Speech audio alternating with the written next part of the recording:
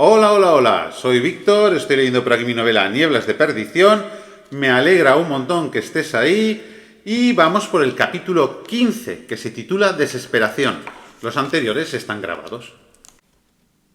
Sin montura y abrumado por una ira incontenible, Diego no podía aguardar hasta volverse humano, lavarse y ver si Crema o Roston, sus compañeros equinos, seguían por allí y aceptaban llevarlo. Solo le quedaba una solución si deseaba salvar a las únicas personas que se relacionaban a diario con él. Buscó un equilibrio de fuerzas mentales, un dominio compartido de su cuerpo, una especie de acuerdo tácito que proporcionase una colaboración admisible. Pensar en lo que había hecho o a dónde le había conducido la ingenuidad, confianza desmedida y sumisión a la autoridad paterna no le iba a servir para nada que no fuera encogerse en una esquina y lloriquear como un crío. Desde los orígenes de la humanidad, los hombres habían ido a guerras, combatido en batallas, atravesado enemigos y hecho cualquier barbaridad requerida por cientos de motivos peores que defender a los suyos. Era el momento de la verdad, de demostrar el arrojo y valentía que moraban bajo su aspecto delgado y paliducho. Diego Campoamor podía llegar a ser mucho más de lo que la gente intuía, no solo el pusilánime indefenso refugiado en la adquisición de conocimiento teórico que todos veían en él. Se dio un chapuzón en la poza para quitarse de encima la densa pátina orgánica que lo envolvía, sintiendo solo una ligera repulsión, y salió corriendo al principio, trotando a cuatro patas después, y a la carrera en cuanto se acostumbró a esquivar los troncos de los árboles. La fuerza, destreza y agilidad de esa versión de él superaban con creces las normales. Los animales del bosque huían de su presencia. Si lograba que el intelecto y conocimiento imperantes fueran los suyos, las posibilidades eran inmensas. Además, aquel estado híbrido parecía atenuar notablemente el reparo que le producían algunas situaciones, lo cual podía venirle bien si conseguía mantener cierto sentido de la moral. Sincerándose consigo mismo, con el viento y la llovizna refrescando su rostro, lo cierto era que estaba muy contento de que él hubiera prevalecido sobre la cruel homicida de encantador aspecto y maneras refinadas, no importándole siquiera haber devorado muchas de sus partes con gran ansia e inconfesable deleite. Recorrió el mayor tramo posible por dentro de la foresta, cruzó la linde y tomó el camino más directo hacia su casa. En un momento de descuido, no vio a una anciana agachada con un pañuelo en la cabeza que recogía un par de zanahorias en el huerto frontal de su sencilla vivienda. La mujer de avanzada edad se irguió, apresurada por evitar la llovizna y regresar bajo techo cuanto antes, y chilló espantada al verlo pasar cerca a toda velocidad. Aquel tipo de avistamientos eran un lujo que no podía permitirse. Si lo veían muchas personas, se formaría una turba, sin necesidad de que llegase a correr la voz. Teniendo en cuenta el carácter rural de los alrededores, hachas, rastrillos, palas, escopetas y trabucos envalentonarían a los lugareños, haciéndoles creer que podían con cualquier rival. Independientemente de que fuera capaz de soportar o sanar las heridas producidas, no quería verse en la tesitura de elegir entre la supervivencia de medio vecindario o la de los suyos. Por mucho que llegar tarde fuera inaceptable, pelear también lo retrasaría. Tomó caminos secundarios flanqueados por vegetación, arboledas destinadas a la tala y cultivos frondosamente delimitados, evitando cualquier construcción o vía principal y ayudándose de la creciente niebla para no ser descubierto. El miedo a que la hospitalidad familiar se convirtiera en muerte inmediata y general lo enfadaba hasta tal punto que no sabía si sería capaz de reprimirse. Los perros ladraban a su paso, los gallineros se alborotaban, y era media mañana. Durante el trayecto, un labriego surgió de lo que Diego había creído una caseta de aperos por su tamaño mínimo. Sobresaltado, el hombre se tiró al suelo cubriéndose la cabeza con los brazos. Algo en su interior le decía que era preferible matarlo, impedir que hablase, no dejar cabos sueltos. Sin embargo, otra sección de su cerebro le indicaba que nadie le creería si se atrevía a describirlo. La primera volvió a la carga recordando a la anciana. Dos testimonios eran más verosímiles que uno. Saltó por encima del individuo, no haciendo caso a lo que bullía bajo su cabellera, dando por supuesto que la razón se impondría a las supersticiones y asociaría en su forma a la de algún animal local, uno muy bien alimentado. Acceder al terreno familiar en su forma feral era tan poco recomendable como hacerlo vistiendo los jirones textiles en los que se había convertido su atuendo. Quería destripar a Ignacio y Elsa. Deseaba hacerlo muchísimo más de lo que había anhelado nada en su vida. Sin embargo, entrar andando y exponer los malvados planes de las visitas solo era viable si se tranquilizaba y ponía ropa limpia, aparentando ser el Diego de siempre. Bordeó la finca hasta los castaños que había cerca de la cuadra, saltó la valla y los setos, provocando relinchos. Se intentó tranquilizar, a pesar de la agitación aumentada por los sonidos animales. Respiró, pensó en su objetivo y la conveniencia de no espantar a nadie antes de que emprendiese la difícil tarea de transmitir de manera fiable el demencial intento de envenenamiento. Por supuesto, también existía en él un miedo atroz a que ya hubiese acontecido la catástrofe. Con gran determinación cerebral, asumiendo la inevitabilidad de ciertos factores que escapaban a su voluntad, comenzó a percibir los elementos con una sensibilidad mayor, empezando a tener frío. Una vez vio piel en lugar de pelo anaranjado y marrón, se palpó para comprobar que su cara fuera la que debía. No le dolían costillas, cabeza ni garganta. Hasta ese instante no había dado por seguro que el cambio hubiese acabado con todos sus males a la vez que con el del cuello. El arrepentimiento brotó lleno de intensidad, demostrando que en ausencia del poder su mente volvía a ser sensible y poco dada a justificar los arrebatos violentos. Había desmembrado a Amelia. La tenía sujeta. Podía haberla inmovilizado en lugar de despedazarla y engullirla. Ni siquiera se le había ocurrido entregarla a la Guardia Civil. ¿Qué había hecho?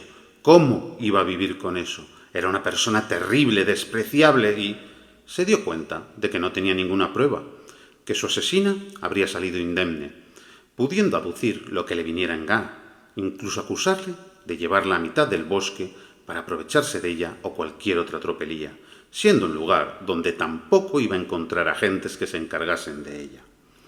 Razonó consigo mismo, hallando consuelo en el hecho de que estaría muerto si no hubiese cedido el control, en caso de haber permitido que su yo de antaño impusiera criterios.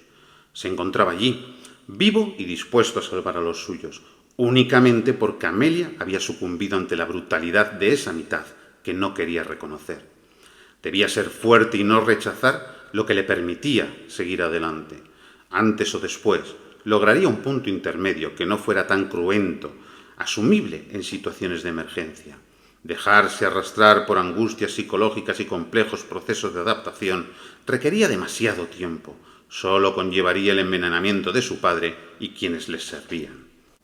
Rodeó el edificio bajo de madera con decisión. El barro estaba revuelto junto a la fachada, indicando que el carruaje de los Balbuena habría vuelto hacía poco. Fue hasta la puerta lateral de servicio que en tiempos recientes frecuentaba casi más que la principal. Avanzó por el pasillo, sin preocuparse del rastro que pudiera estar dejando, subiendo por las escaleras de caracol, deteniéndose al ver a Estefanía tirada a mitad de ascenso, en postura diagonal, con las piernas de lado, los brazos orientados hacia abajo, ojos en blanco y espuma verde en la boca. De pronto entendió que aquel área debía de haber estado llena de ruidos, sobre todo la cocina, y no era así. El mundo se le vino a los pies. La de moño alto llevaba sirviéndole desde siempre. La nariz torcida por su culpa lo probaba. Habían compartido juegos infantiles a pesar de las diferencias de clase. Siempre le había atendido de una manera especial, cuidándolo como si no fuera menor que él, con el mismo mimo y cariño empleado por su madre en vida, niñera de ambos mellizos. A Diego se le escapó una lágrima, sucedida por otras, mientras se llevaba la mano a la cara. Allí, con su cadáver torcido yaciendo entre peldaños, evaluó que debía haber sido mucho más amable y cercano con ella. Pero ya no tenía solución. Quizá Estefanía había bebido antes de servir y el resto lo harían después, teniendo ella hipotéticas ocupaciones urgentes que atender. Salió zumbando hacia el salón por el recorrido más corto, cruzando la cocina. 3 cadáveres más lo esperaban en el suelo, alrededor de la mesa plegable que a veces utilizaba el servicio, con expresiones nefastas y masas de burbujas verdosas en el rostro. Entre ellos estaba Leticia, La muchacha que le había proporcionado el saquito con la escoba sin palo y el recogedor. Maldijo. La chica solo tenía 16 años. Cogió un cuchillo grande que había sobre una tabla de cortar, dispuesto a que no fuera necesaria ninguna transformación para desatar su furia. Corrió hasta el salón, empujando la puerta sin miramientos, no importándole ya el aspecto ni pretendiendo convencer a nadie. Desde allí se veía el antecomedor. Su padre era el único presente, sentado ante una mesita baja, con la cabeza echada hacia atrás y la cara llena de espumarajos esmeralda, todavía en su silla, tan solo porque la superficie horizontal de la mesa lacada sujetaba sus piernas. Resultaba evidente que había muerto sufriendo y azotado por fuertes convulsiones. Los oídos se le taponaron por la presión. Diego gruñó de un modo completamente humano, jurándose que aquello no iba a quedar así. Apretó el mango del utensilio de cocina, como si le diese la seguridad que buscaba. Senderos fluviales recorrían sus mejillas, aun cuando los ojos de los que procedían irradiaban una ira inigualable. Ya no tenía miedo a lo que pudiera suceder. Era a él a quien debían temer. Escuchó frases amortiguadas en el reservado. Nadie usaba aquella estancia desde que faltaba Rebeca, precisamente porque había sido su favorita. Pateó la puerta más cercana, accediendo a la estancia de planta octogonal. Elsa le estaba entregando un abultado sobre a Mauro, e Ignacio le decía a Petra que su descendiente estaría mejor atendido que los mismos reyes, en una clínica de prestigio. Al parecer, Amelia estaba equivocada. El plan no observaba un único testigo. ¿O sí? La mujer de pelo cano pegó un bote al ver a Diego entrar con la ropa hecha jirones, cara embravecida y un enorme filo en la mano. Lo siento mucho, exclamó la sexagenaria. Mauro se movió lateralmente, poniéndose casi detrás de la pareja visitante. Solo cumplía órdenes de mis auténticos señores. Lo que sostenía el cocinero probaba que había algo más: dinero. La mano de Diego se abrió involuntariamente, dejando caer el arma. Las caras de quienes le observaban explicaban a la perfección lo que sucedía. El calor interno había comenzado, el bullir de la piel no dejaba duda, y la elevación del punto de vista acabó aclarándolo por completo. Su padre nunca se preocupó por Nicolás. Está muy enfermo, jamás me hizo caso, argumentó lastimeramente la sirvienta de elevada edad, retrocediendo aterrada mientras Diego saltaba sobre ellos. Las uñas principales de las garras traspasaron la piel facial de Ignacio, cerrándose para hacer crujir su cráneo, rasgando la parte superior de la cabeza con las secundarias curvas que salieron más atrás, de la zona con pelo. Todos los presentes chillaron en una histeria colectiva que ya no dejaba lugar a palabra alguna, solo a sonidos ininteligibles y primarios. El chef calvo y afeitado fue el siguiente. El sobre tardó en caer, lo que los colmillos de Diego en arrancar la parte delantera del cuello y su extremidad derecha en atravesar el estómago de un lado al otro, emergiendo por la espalda. Diego miró a izquierda y derecha. Elsa salía por la puerta que daba al comedor, y Petra permanecía congelada. Aquella mujer llevaba alimentándolo 21 años, llegando a cruzar el océano para seguir haciéndolo. Quería ir tras la otra, pero la traición superaba cualquier crimen posible. Podía haberle pedido a él lo de su hijo. Cualquier cosa. Sabía que era mucho más comprensivo que Santiago. El brillo de su mirada destelló tanto que enrojeció la faz de la acongojada ama de llaves, justo antes de que agarrase su cabeza, la girase hasta partir vértebras y lanzase a Petra contra una de las ventanas, que estalló en multitud de cristales de todas las dimensiones. La monstruosa criatura que era Diego arremetió hacia el comedor, esperando pillar a la madre de Amelia en cuanto pusiera un pie dentro. Ella avanzaba hacia el acceso al neblinoso jardín trasero, sostenido abierto por su fácilmente reconocible cochero. Era un hombre inmenso, de frente ancha y saliente, pero no requería tal tamaño, ya que su otra mano portaba una pistola de llave de percusión que disparó en cuanto vio a la bestia. La carrera de la fiera se vio interrumpida por el impacto, haciendo que chocase contra el marco, rompiéndolo. El dintel cayó sobre su cabeza de jaguar. Diego miró el pecho herido. La sangre brotaba. Dolía. Vaya si dolía. Al poco, la bala emergió y el agujero comenzó a sanar. El cochero había cargado de nuevo el arma por el cañón, apremiado por la situación, aprovechando la reducida pausa, y apretó el gatillo sin pensárselo ni un segundo. Dio en el hombro izquierdo. La perforación provocó un estallido de dolor y líquido escarlata. Diego creyó que tener el control compartido con el felino hacía que sintiese todo más que cuando no lo dominaba, y menos que en su versión humana. Un salto extraordinario lo llevó sobre él. Rasgó con sus uñas traseras a la vez que con las delanteras, resquebrajando su columna y separando la mitad superior de la inferior. El ensordecedor grito duró un instante. Abandonó el edificio a toda velocidad, deduciendo que su perseguida habría ido hacia la izquierda, en dirección a las cuadras, para coger su carruaje, presuponiendo que el cochero iría detrás de ella. «¡Alto, guardia civil!», advirtió una voz desconocida. En su jardín, aquello estaba preparado. Era imposible que se hubiesen enterado de nada tan rápido si no les habían avisado, menos aún llegar hasta allí. No haberle dado el alto a Elsa desvelaba bastante la falta de imparcialidad de los agentes. Diego miró hacia ellos. Había dos hombres con uniforme y tricornio en medio de la oscura bruma emergente, uno sable en mano y el otro sujetando una escopeta moderna y reluciente, mucho más estilizada que los trabucos.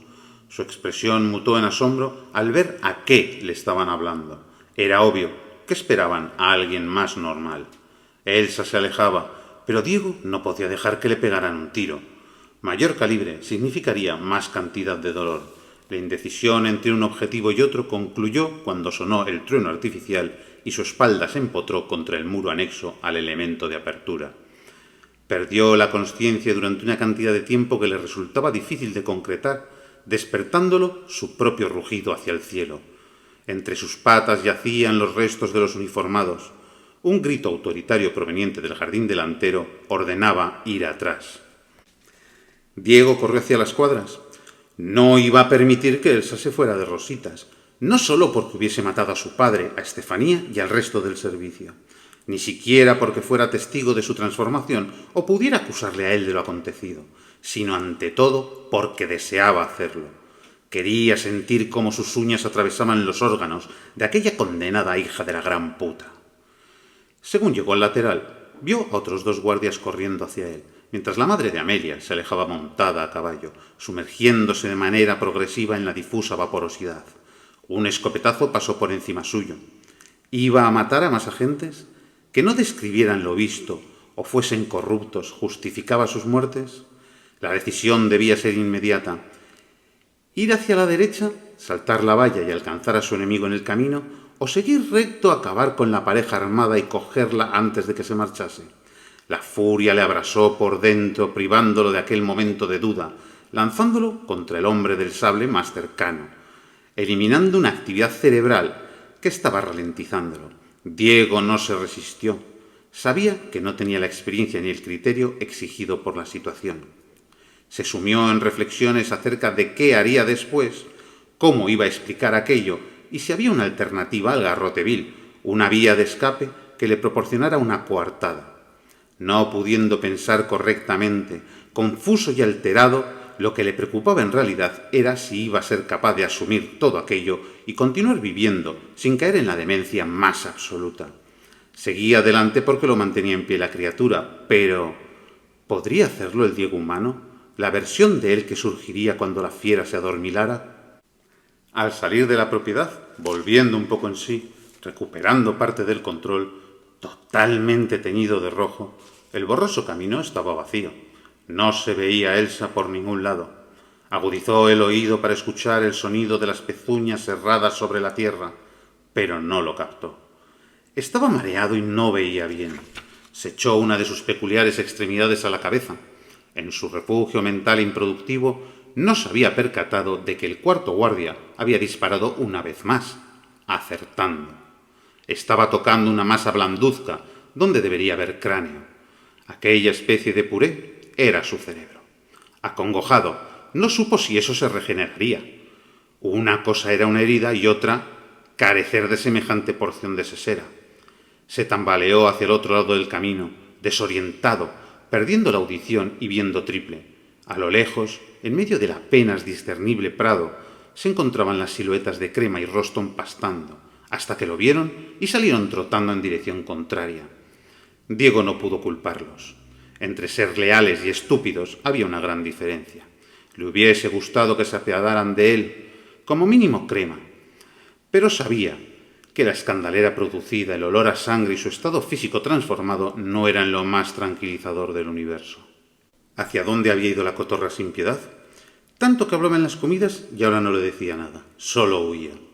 Miró el barro del firme, descubriendo huellas de caballo que llevaban hacia la derecha, confirmando el camino más probable, la capital. Más allá del ansia por exterminarla como si fuera la rata más inmunda y contagiosa que hubiese existido nunca, consideró que ese mismo rumbo era muy válido para él. Si pudiese demostrar de algún modo que se encontraba en la ciudad durante los sucesos, darían igual sobornos y testimonios erráticos, con descripciones inexplicables respecto a las pruebas materiales. Iba a ser muy complicado que le achacasen ciertas acciones si no lo pillaban infraganti. Empezó a correr, sin apenas mantener la verticalidad, pensando en que ni siquiera había dispuesto de un rato para buscar el libro que le había mencionado su abuelo. Quizá allí estuvieran las claves para comprender qué le sucedía, dominar el poder y no andar de un sitio a otro a lo loco. Todo se había precipitado sin remedio. Ni siquiera había llegado a limpiar la torre. Se suponía que aquel iba a ser un precioso día romántico con su prometida, que le hiciese olvidar una noche atroz. Le pareció injusto culparse por no prever que el encuentro con la supuesta futura familia política era una trampa mortal, en lugar de un acuerdo de enlace. El tomo escrito y no visto nunca quedaba atrás, junto con el resto de sus pertenencias, y esperaba recuperarlo con lo demás cuando no implicase serias sospechas sobre él. Diego tampoco podía argumentar nada plausible. Tales divagaciones carecían de importancia si aquel físico hiperdimensionado no era capaz de recuperarse de un escopetazo en la cabeza. Se volvió a tocar por encima de la frente, agradeciendo que continuase pudiendo articular razonamientos, coherentes o no. Tras deambular un par de minutos sobre barro y piedras, estimó que la conspiradora estaría ya lejos. Seguirla a paso de tortuga no era una opción útil. Se desvió al lateral. Caminar sobre hierba le resultaba mucho más agradable. Debía encontrar un lugar discreto donde descansar y ver si su constitución antinatural lograba lo teóricamente imposible. Vio una encina con arbustos debajo. Anduvo a trompicones hasta allí y se metió entre un acebo y un enebro, reptando bajo sus ramas, arañándose con ellos, apoyando la cabeza contra una gruesa raíz cubierta de musgo.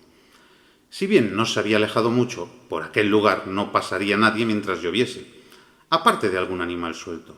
Dormiría un rato, solo lo necesario para recuperarse. Entre sueños, dolores y periodos de conciencia distorsionada, vio como el jaguar se alejaba sobre el manto verde que había al otro lado de las ramas. ¿A dónde iba? ¿Qué implicaba aquello? ¿Lo estaba abandonando? ¿No había demostrado ser apto? No quería perderlo, lo necesitaba para sobrevivir. ¿Las dudas y los remordimientos constantes lo alejaban de él? ¿O acaso estaba muriéndose y por eso se largaba? ¿Buscaría a alguien mejor? Se palpó la cabeza. El pelo estaba ahí, en su sitio. No había agujero, herida ni nada semejante. ¿Lo regeneraba y se marchaba? El felino echó la vista atrás, hacia donde se encontraba él, y las miradas se cruzaron entre los huecos vegetales. Sus iris volvían a ser ámbares en lugar de carmesíes. Diego intentó ponerse en pie, pero le fallaron las fuerzas. Tampoco podía seguirlo a él. Las tonalidades grises del día se oscurecieron de nuevo. Una bruma negruzca surgía del suelo y la tenebrosa niebla carbonífera se acercaba desde los límites perceptibles. El enorme cuadrúpedo continuó adelante, internándose en la nada que avanzaba hacia él. Diego se sintió solo y desdichado. No habiendo solicitado aquella maldición, ni siquiera llegado a apreciarla de verdad en ningún momento, sabía que estaba vivo gracias a ella, que en solitario habría fallecido de un modo u otro. Casi todo el mundo que conocía estaba muerto, y el contacto con los demás, que tampoco eran muchos, se había ido perdiendo. Debía seguir, apreciar la curación como un regalo de despedida, esperar que algún día aquello regresara a él si lo necesitaba de nuevo. Le costaba una barbaridad el mero acto de pensar. Debía dormitar un poco más, lo justo para funcionar correctamente. Sus párpados se cerraron, mientras la típica neblina se apoderaba del entorno. Y así llegamos a la página 179, acabando la primera parte. Y el próximo día toca la segunda, que se titula Tránsitos espectrales. Vamos por aquí y espero que el siguiente día sigas ahí.